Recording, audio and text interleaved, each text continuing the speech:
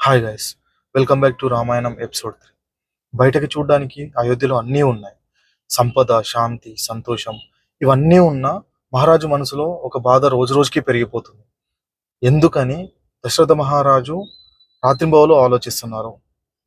ఈ రోజు మనం అది తెలుసుకుందాం. వాల్మీకి మహర్షి తన దివ్య దృష్టిలో దశరథ మహారాజు తన రాజ్మహల్లో ఆలోచనలో మునిగిపోయింది కనిపిస్తుంది. బయటకి ఆయన ఎంత పెద్ద రాజు అయినా లోపల మాత్రం ఆయన తండ్రి కాలేదు అనే బాధ ఆయన్ని తినేస్తుంది. ప్రతిరోజు ఆయన్ని ఒక ప్రశ్న బాధిస్తుంది. నా తర్వాత ఈ రాజ్యంని ఎవరు పరిపాలిస్తారు? ఈ ఇక్ష్వాకు వంశం నా తర్వాత ఎలా కంటిన్యూ అవుతుంది అని. దశరథ మహారాజు కేవలం తన గురించి బాధపడట్లేదు. ఆయన ఆలోచన మొత్తం అయోధ్య భవిష్యత్తు గురించి.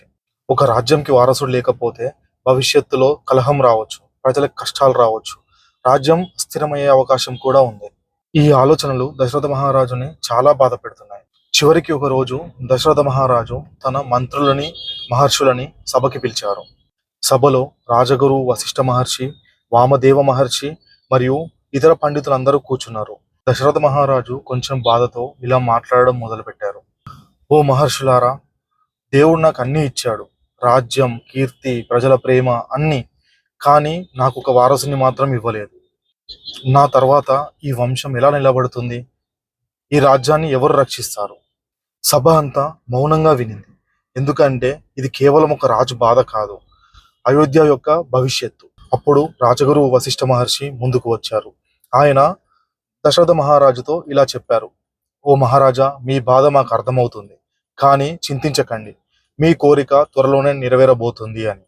ఆ మాట విని దశరథ మహారాజు ముఖంలో కొంచెం ఆశ కనిపించింది. వశిష్ఠ మహర్షి కంటిన్యూ చేస్తూ చెప్పారు.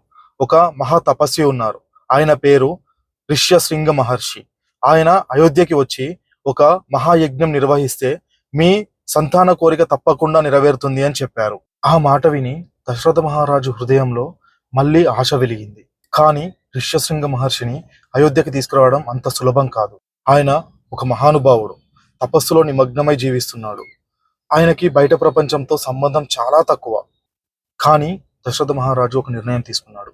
ఏదైనా జరగని ఋష్యశృంగ మహర్షిని అయోధ్యకి తీసుకురావాలి అని.